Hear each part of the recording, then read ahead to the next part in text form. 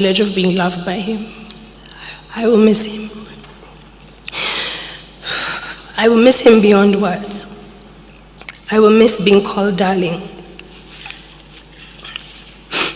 Hearing his warm voice, asking me how my physiotherapy went, and feeling the comfort of knowing he was always thinking of me. It hurts knowing those moments will never come again. But even in my grief, I remain grateful. Grateful for the love he gave, the values he lived, and the legacy he leaves behind. I promise to honor the Munyao name, to never tarnish it, and to always choose what is right regardless of the consequences. I promise to love God, to carry myself with integrity, and to live by the principles that you taught us, Umao. Thank you for everything, and I thank God for allowing me to experience the amazing man that you are.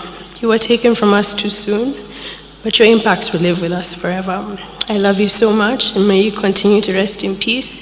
Your darling Tete.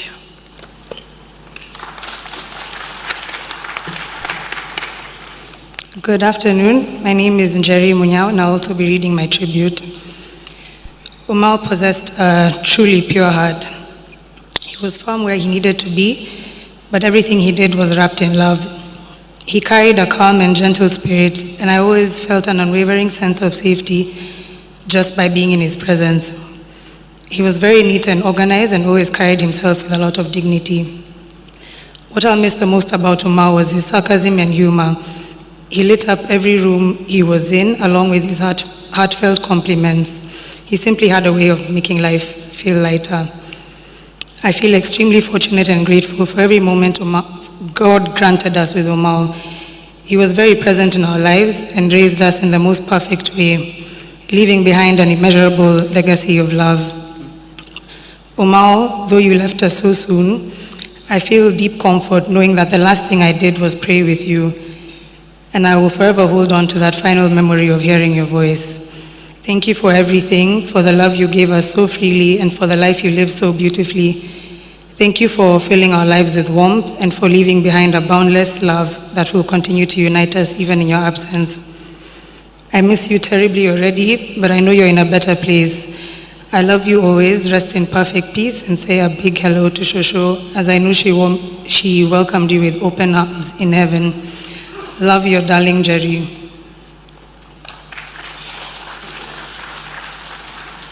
Okay, I'll read Mwende, my sister's tribute as well. Umao, I want to begin by saying I love you and I miss you so much. These past days, I've struggled to find the right words to honor you because nothing feels big enough to say what you meant to me. I never imagined that the last time I saw you, hugged you, and sat with you would truly be my last.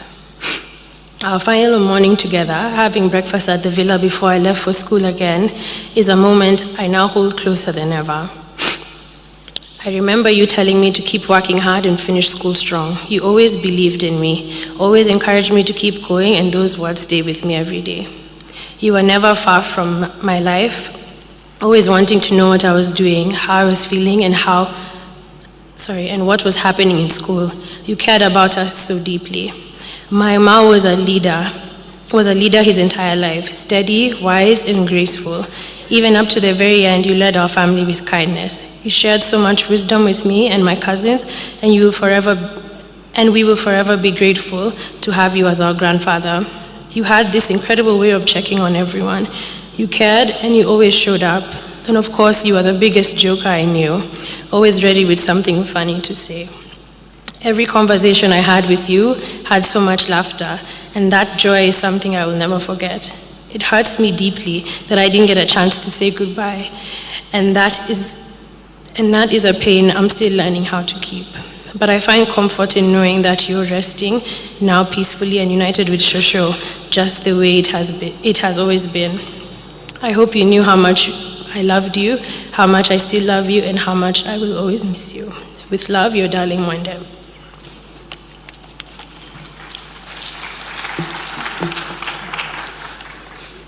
So, I'm Konzola Lightfoot, not Konzola Munyao,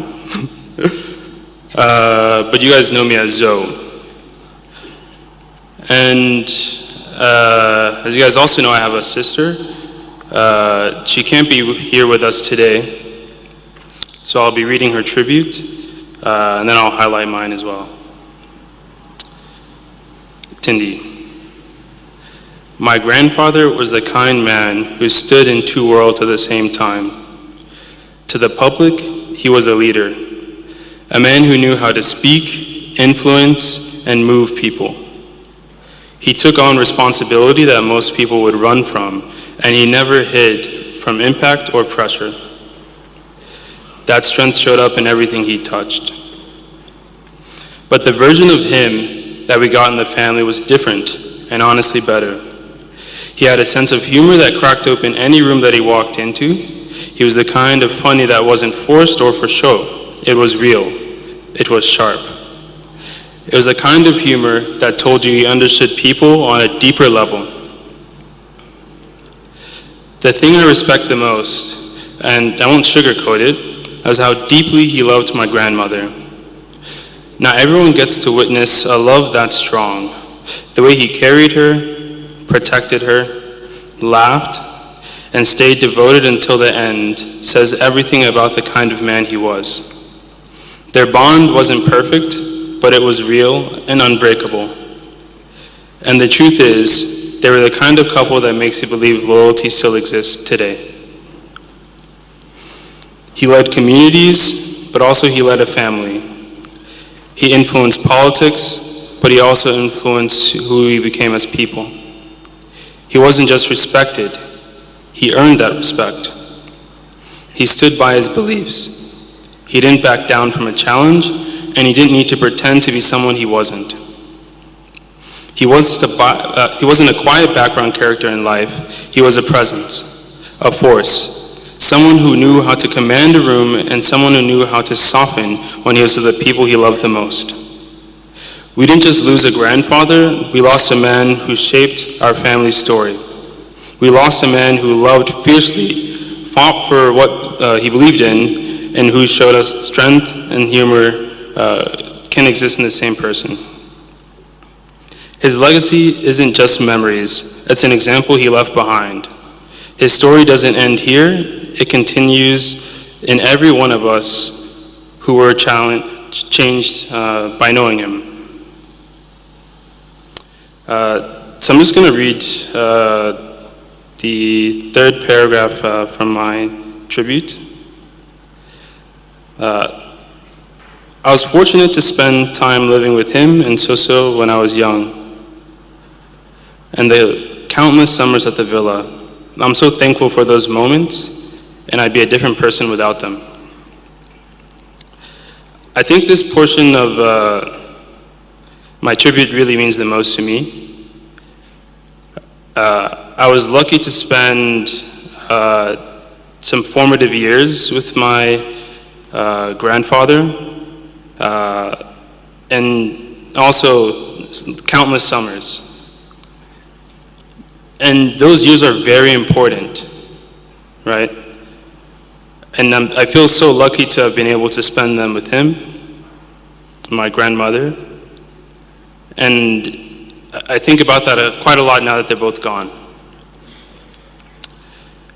And over the last few months, I was thinking about Umal quite a lot. I was trying to come back and see him. That was one of the main things on my mind, but then I was also thinking about his role in my life, my cousin's life, my sister, and thinking about the kind of grandfather that he was, right? And I'm really grateful that I had someone in my life that truly loved me and had a strong relationship with me, even though I wasn't here all the time. And also I'm grateful that I was able to have a grandfather that had a personal relationship with me. And I'll never forget that. So yeah, thank you, and rest well, Umau, and I'll forever miss you. Thank you. Hi everyone, my name is Sarah Mutete, and I will also be reading my tribute. I'm so grateful to have had a chance to know my Umar the way I did, especially the softer, better side of him outside of politics. I grew up visiting my Umar in Shushu every Sunday, and if I never visited, I felt strange. Now that they're both gone, all I can think about is how I don't have that anymore. As one of his grandchildren, I was spoiled with lots of love, care, and affection, something we can all say we received from him, and I am forever grateful. After Shushu's passing, I tried my best to be there for him. I would always go for sleepovers whenever I could, where we would watch all kinds of shows until eventually he fell asleep on the chair, though even then he would still refuse to go to bed, claiming he wasn't really asleep. Every time I visited Villa, he would always tell me I looked smart and beautiful. And on the days I would tell him how smart he looked himself, and he would laugh and say he did it to look like me, even though I would have showed up in pajamas. Little moments like these always made me feel so close and special to him. Whenever we left the house together, I would always walk beside him, holding his hand. He would tell me how safer he felt with me and call me his personal bodyguard. One of my favorite things to do with him was to go on walks around Villa. Sometimes he would jokingly increase the lap size so we could go back inside, and that would always leave us both laughing. Now that he is no longer with us, I am grateful to have so many cherishable moments to hold on to. I will miss hearing his voice calling me darling, and I don't know what comes next, but I do know he's in a better place, reunited with Shosho. I love you so, so much, and thank you for everything, Omar.